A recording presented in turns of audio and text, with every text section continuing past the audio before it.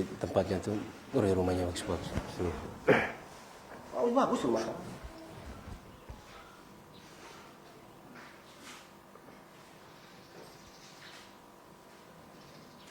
Nanti kau bisa punya. Yang penting berusaha. Sigit merintis akan lama. Oh, ini. Oke. Pemirsa Raturu TV atau penikmat Raturu TV di mana saja berada. Kemarin kita ketemu legenda Italia atau legenda Eropa, Del Piero. Door to door Raturu TV ketemu Del Piero kemarin. Hari ini kita ketemu legenda Indonesia, legenda timnas, si Kijang timnas dari Pulau Dewata, Imade Pase Wijaya.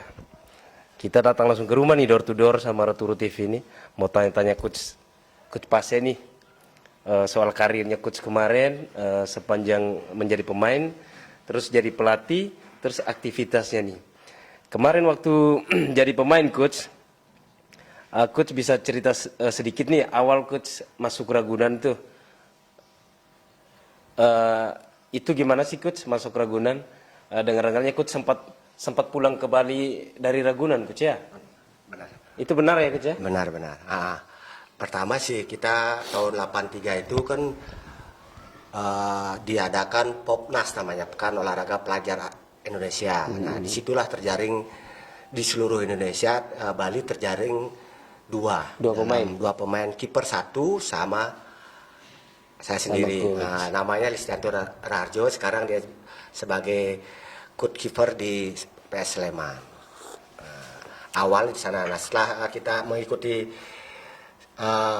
Popnas, 2 bulan berikutnya saya dengan Listianto dipilih lah untuk masuk ke Ragunan. Itu pun di Ragunan tuh dengan seluruh peserta Indonesia mungkin seribuan lah. Hanya yang diambil 6 aja. Masuk jadi waktu itu terpilih dari Popnas ya Coach ya? Berarti yang terbaik. Yang terbaik. Tapi orang masuk ke Ragunan itu kan susah nih Coach. Coach udah masuk, pulang lagi ke Bali, itu kenapa? Nah, gini ya, mana kronologi, kita kan masih kecil waktu itu. Masih muda ya? Masih muda, usia 16. Belum pernah merantau sangat jauh sekali Jakarta. Sedangkan kita nginep ke rumah saudara aja nggak pernah. Ini tiba-tiba mendadak masuk ke Jakarta dengan merantau jauh dari keluarga. Nah, di situlah kita sangat sedih sekali, kok kayak meninggalkan keluarga, kok gini ya. Akhirnya saya sempat kabur 1 minggu lah ke Bali. Nah, disitulah kakak saya punya andil juga, almarhum Pak Marisoni Gawiarda di situ punya andil. Sampai dia sempat ya balik dari Surabaya, dia balik ke. Waktu itu beliau di Surabaya. Niat Mitra. Iya, dia sampai dia balik. Bapak saya almarhum nelpon kakak saya, disuruh merayu saya untuk biar bisa berangkat balik ke Jakarta lagi gitu. Nah, di situ emang ya kita percaya nggak percaya, bapak saya mengambil tanah seplastik dekat saya punya rumah di Jalan Kenanga. Disuruh ambil sedikit, taruh di plastik biar kita lupa di rumah, ditaruhlah di tempat tidur. Oh gitu ya. Kenyataannya benar-benar nyata. Sampai saya sempat lupa. Kembali. Jadi waktu kembali itu udah nggak mau pulang-pulang lagi? Iya, sama. Kayak hampir 23 tahun saya tinggal di Jakarta. Coach, prestasi Coach di timnas pelajar ya waktu itu apa Coach? Kan juara kejuaraan pelajar se-Asia ya? Se-Asia. Itu kalahin timnas Thailand di final ya Coach ya? Itu Coach mainnya di semifinal, Coach main waktu itu dari bawah penyisihan sampai ke semifinal, memang saya sebagai starter. Itu prestasi pertama Coach ya? Prestasi pertama di semifinal. Di level Asia ya? Iya, di level Asia. Kita ketemu Korea Selatan di semifinal lah. Disitulah kita teman-teman kita yang seangkatan yang udah pingin memberi yang terbaik buat masyarakat Indonesia. Siapa aja seangkatan Coach waktu itu Coach? Sekarang rata-rata sudah menjadi pelatih. Ada Pran Sinatra, siapa lagi? Coach, kalau di SEA Games prestasi terbaik Coach waktu itu apa sih Coach? Juara 3 di Malaysia. Juara 3 Malaysia. 89. kita di semifinal ketemu Singapura. Disitulah kita kalah, gol terakhirnya Pandi Ahmad yang legenda sepak bola Singapura. Oh, itu waktu itu finalnya lawan Singapura. Semifinal. Oh, semifinal. Terus finalnya Malaysia. Kita nggak lolos ke final, kita hanya perunggu ya. Dapat perunggu. Nah, ya. Itu pun sekarang ketemu teman lagi di Bali, Edi Harto sebagai kiper. Oh, waktu itu di tim itu ada Coach Edi juga, Coach Edi Harto juga sebagai kiper ya, kiper timnas. Di situ pun kita merebut juara 3 yang adu penalti. Kiper Edi Harto juga sebagai penendang dan juga dia bagus. Penentuan waktu itu. Kita menang 4-3. Coach, selain prestasi SEA Games, apalagi prestasi terbaik Coach di level Asia? Di level Asia, waktu Asia Tenggara atau Asia gitu? Kalau di bersama timnas ya? Bersama timnas ya, kita hanya di usia muda tuh memang sangat bagus sekali. Mungkin jenjangnya di Indonesia rata-rata di usia muda kenapa sangat bagus? Kenapa di level senior kita sangat jauh dari harapan masyarakat kan ya, wah ya. Sedangkan masyarakat ini mengharapkan wah ini bakalan menjadi penunjang tim senior. Nah, kita harapkan nih U23 semoga bisa jenjangnya lebih baik dari tahun kemarin. Coach, waktu itu kan prestasinya banyak nih untuk negara nih, SEA Games, timnas pelajar, terus coach juga setelah itu dilirik oleh banyak klub ya di era Galatama saat itu. Apa sih apresiasi pemerintah waktu itu? Kayak sekarang pemainnya bonusnya 265 juta gitu, Coach. Kalau dulu nih dapat apa nih, Coach? Ya, ini sangat jauh sekali perbedaannya. Oh gitu ya? Mungkin padahal cuma 80-an sama 2019 lah. Mungkin uangnya juga zaman dulu agak perbedaan jauh juga mata uangnya ya. Kalau kita dulu juara pelajar Asia itu tahun 84, kita hanya dapat hadiah dari Menpora kalau itu sepeda jengki. Sepeda jengki ya, Coach. Harga berapa kira-kira harganya? Sepeda jengki. Sekarang 265 juta. Sepeda jengki itu pun saya jual. Semua teman-teman menjual karena kita sekolah juga dekat, nggak butuh sepeda. Waktu itu di Ragunan. Iya, di Ragunan sekolah. Dari asrama langsung ke sekolah gitu ya. Akhirnya teman-teman semua menjual kalau nggak salah harga itu berapa tuh? 30.000. 30.000 di zaman itu, Coach. Tahun 84. 84. Itu bonus sepeda jengki 30.000, saudara-saudara. Kita jual, harganya itu udah dijual. Kita dulu pribadi jual 30.000. Itulah. Terus suka dukanya. Duitnya dipakai apa, Coach, waktu jual? Ya kita hanya kebutuhan kita sendiri karena kita tinggal di asrama kan jauh dari orang tua. Kita hanya mengharapkan orang tua kan mengirim biasa zaman dulu ngirim uang dalam 1 bulan kemungkinan bisa 100 zaman dulu ya 50.000 lah, dapat 30.000 juga. Nah kita sebagai pemain udah sangat bangga sekali. Nah dan juga Menteri Pendidikan kalau nggak salah Puan Hasan mengasih jam ya. Jam bermerek ya. Jam beker kecil untuk mengingatkan biar bisa bangun pagi. Oh jam. Ada alarmnya. Nah itu. Dapat jam juga, tapi jam tuh nggak ada harga sebenarnya. Hanya untuk kasih bangun coach pada saat pagi-pagi gitu. Aduh, tapi kan itu ya sangat bangga juga waktu kita kecil yang ngasih itu kan siapa? Iya betul. Menteri ya. Menteri. Dan zaman itu menteri-menteri itu sangat luar biasa. Luar biasa. Coach setelah itu karir coach tuh mulai melejit. Belum. Masih ada. Kita juara SEA Games. Oh iya juara SEA Games. Juara 3. Zamannya Pak Harto, medali emas 1 juta. 1 juta. Tahun 89. 89 ya. 89 1 juta. Medali emas. Ini emas loh, emas SEA Games ya, Coach ya. Perak. Oh, perak SEA Games. Perak 500. Oh, perak 500. Nah, sedangkan saya dapat perunggu dapat 250.000. 250.000 rupiah ya? Iya, zaman dulu. Wow. Terus uangnya gimana nih? 250.000 sekarang 265 juta. Itu berbandingnya sekitar 1.000 kali. Ya kita pemirsa Ratu TV. Ini pengalaman yang sangat luar biasa yang dibagi oleh legenda sepak bola Bali juga legenda sepak bola Indonesia. Ya, sekarang juga kita harus apresiasi juga dari pemerintah pusat kayak Presiden Jokowi sudah memperhatikan atlet. Iya. Begitu dia dapat juara langsung dikasih hadiahnya. Betul. Itu juga saya langsung cair gitu ya. Saya sangat bangga juga dengan kayak Kade Agung misalkan dapat 265 juta kecil. Iya, sangat bangga sekali apalagi kemarin Asian Games kan itu diperhatikan lah semua atlet sama pemerintah. Begitu dapat medali langsung cash dan juga pekerjaan. Iya, pekerjaan. Coach, setelah dari timnas pelajar tuh klub-klub Galatama mengejar coach. Kenapa coach memilih Pelita Jaya ya waktu itu? Ya, setelah saya ikut lagi waktu tahun pelajar Asia kalau nggak salah 86 87 itu di Bangkok. Di Bangkok ya. Di Bangkok kita kalau nggak salah juara 3 kalah itu, dapat 3-4. Nah di situ udah saya dilirik sama Pelita Jaya. Dulu juga Pelita Jaya itu tim sangat besar, semua pingin masuk sana. Tim elit. Tim elit di Indonesia ya. Tim elit Tim elit di Indonesia Pelita Jaya di era itu. 87 akhirnya sebenarnya saya juga kalau kita berpikir ke masa depan, tapi kita masih waktu itu masih bilang usia remaja pingin mengembangkan karir, saya terjun di sepak bola. Sebenarnya dari pemerintah kita ditawarin kerjaan sama kuliah.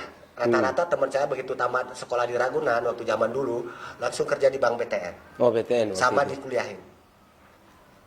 Tapi kenapa coach nggak memilih itu? Karena kita masih muda, jadi fokus ke karir sepak bola. Mengembangkan karir sepak bola kita ya.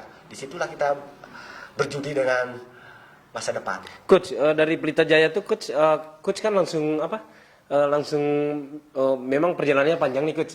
Cuman kan coach kembali lagi jadi pelatih di situ terus menjadi juara tahun 2011 sama Pelita Jaya U21 ya kalau nggak salah, asisten pelatih di itu benar coach ya, menjadi gelar juara waktu itu. Nah di situ saya di asistennya di senior bukan di U21-nya lain tuh. Cuman disuruh membantu aja. Rata-rata tapi juara ya pemainnya saat itu siapa aja gitu? Dede Kusnandar, Ferdinand Sinaga. Iya, Ferdinand Sinaga. Ya banyak lah mantan-mantan U21 banyak yang sekarang berkiprah di ISL semacam kiper Dede Nasir. Iya, Dede Nasir. Banyak lah ya Dede Nasir. Ya pemirsa, setelah dari situ coach Pasya ini ke Arema, asisten pelatih, dan memang masih panjang perjalanannya. Cuman setelah itu coach memilih untuk migrasi atau pulang ke rumah sendiri, membangun sepak bola di Bali bersama Bali United. Tahun 2016 coach masuk sebagai salah satu asisten pelatih di era kepelatihannya siapa coach waktu itu ya? Yang 2016 waktu di sini di Bali United. Kita kan waktu di Arema kita ditawarin sama pihak dari manajemen Bali United mau nggak membantu sepak bola Bali United di Bali kita untuk.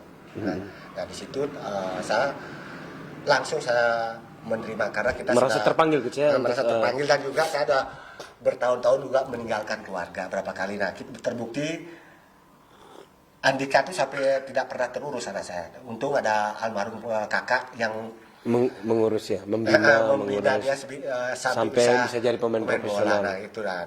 Dengan adanya Bali United ini langsung saya terima tawaran itu. Waktu zamannya Coach Indra Safri ya. Akhirnya era Indra Safri ke era Coach Widodo dan sampai sekarang Coach Pasya tetap menjadi bagian dari Bali United. Dan sekarang Coach memegang U18 nih. Apa sih tekad coach untuk membina anak-anak di Bali ini coach? Nah, tekad saya di sini ingin mencetak pemain-pemain lokal Bali bisa bersaing untuk di papan atas Liga 1 ya. Dan juga bisa jadi pemain nasional. Karena sekarang di Bali sudah ya menjadi perhatian tim nasional juga. Nasional. Nah, disitulah kita sebagai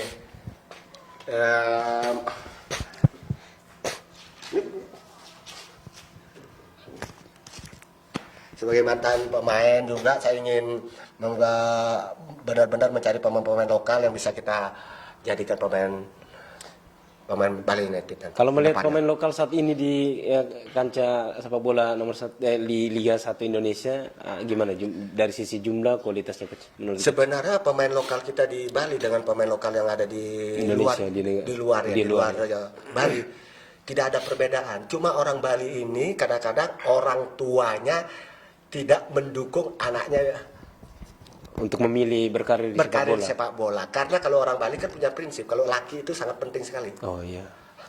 Sangat penting sekali orang Bali ini kan ya di situ. Tapi lambat melawan zaman, mungkin sekarang dengan bisanya di sepak bola itu kan bisa dipakai masa depan. Iya. Nah, sekarang ya industri sepak bola karena udah maju gitu. Begitu saya lihat dengan adanya Bali United semakin banyak akademi Iya, SSB yang terbentuk di seluruh Bali. Sabar gitu jalan-jalan. Animo sepak bola juga, antusias sepak bola juga makin tinggi. Antusiasnya sangat dengan adanya Bali United. Coach, apa bedanya coach di level senior sama sekarang konsen di level U18 atau usia junior atau usia muda, khususnya di klub Bali United? Apa bedanya? Bedanya karena di usia junior itu kan jam terbang. Rata-rata jam terbang anak-anak ini belum seperti di senior. Kita mengharapkan anak-anak punya bakat, kita harus berani tim senior Bali United memberi jam terbang tuh. Karena ya kita lihat contoh, kita tidak mengkritik Bali United kemarin. Ya. Nah, dengan lawannya Bayangkara dengan pemain muda kan punya tenaga. Ya.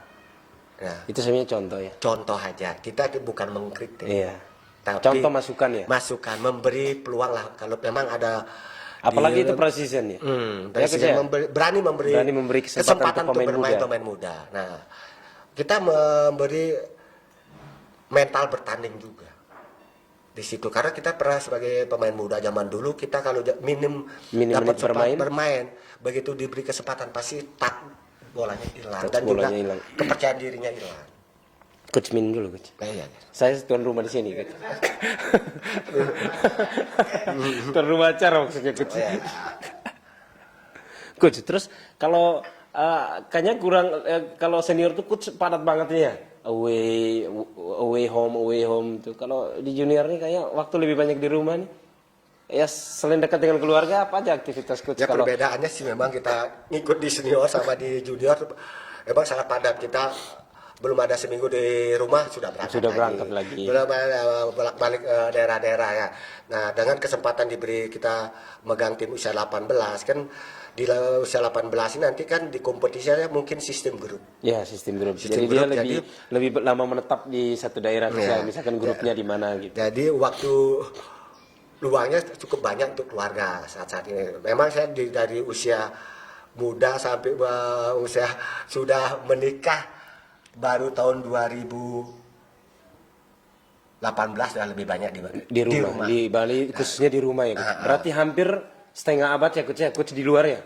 Ya hampir 50 tahun, maksudnya 30 tahun lebih lah coach masih lebih banyak di luar. Bilanglah seperti itu karena kita sudah capek juga. Bosan mungkin ya sekarang ingin apalagi kita punya anak masih kecil. Kecil lagi lebih dekat lah anak perempuan. Berarti door to door Ratu TV ini beruntung main ke rumahnya coach pasti banyak tips yang coach kasih nih. Jangan jauh dari keluarga ya saat ini ya coach ya gitu. Coach Min dulu coach.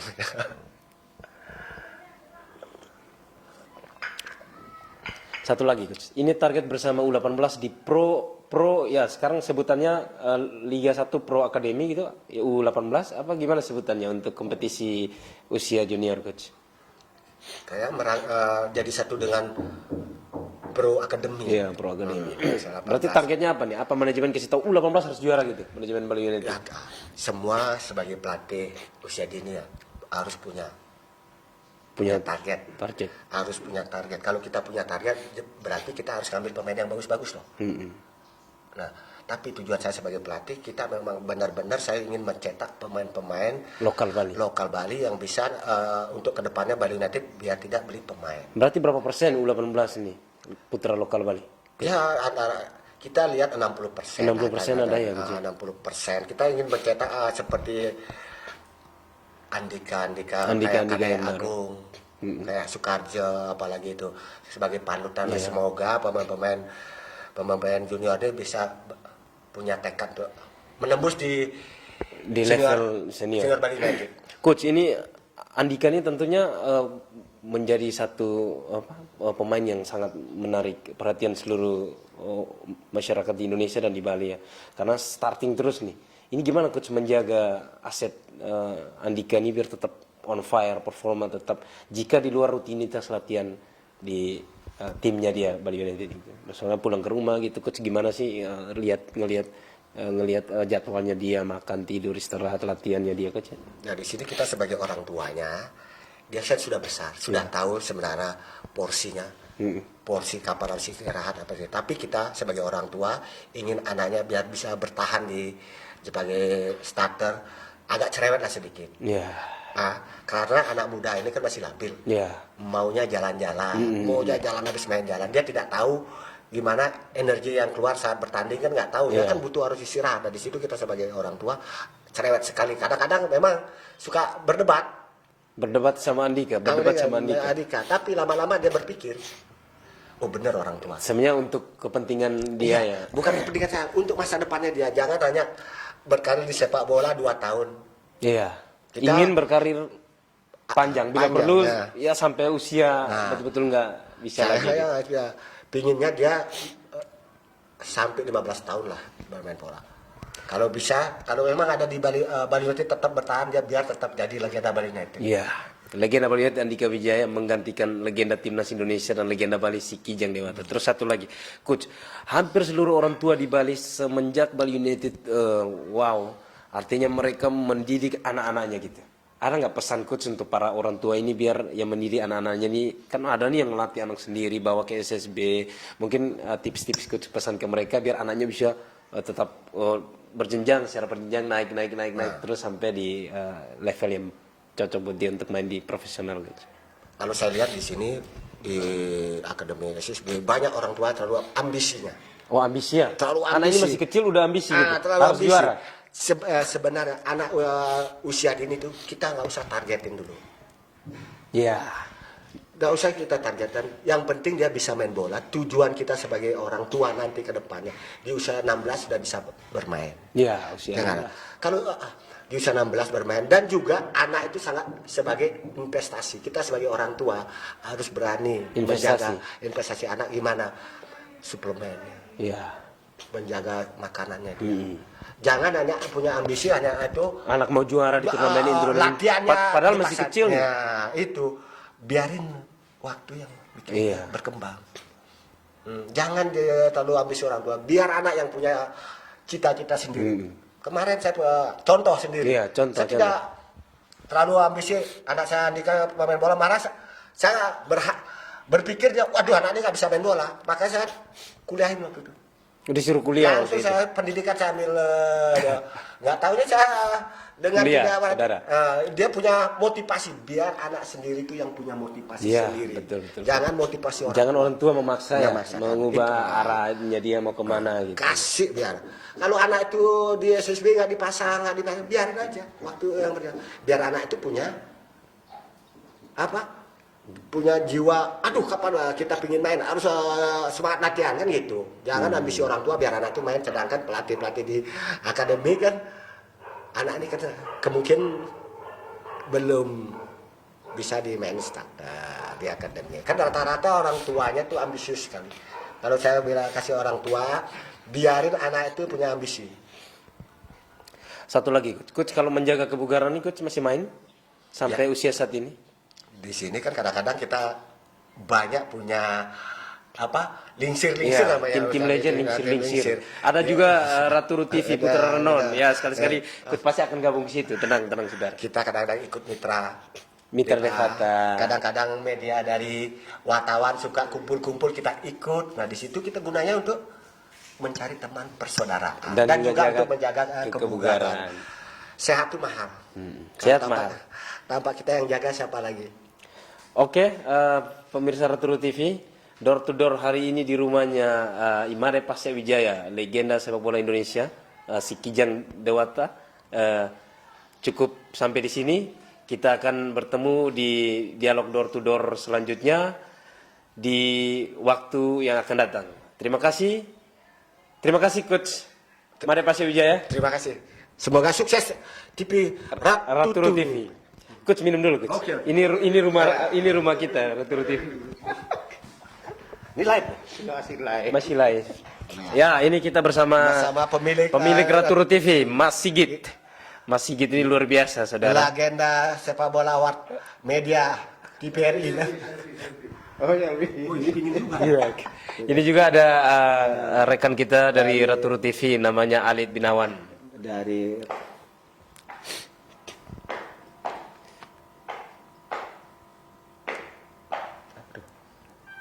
selfie coach.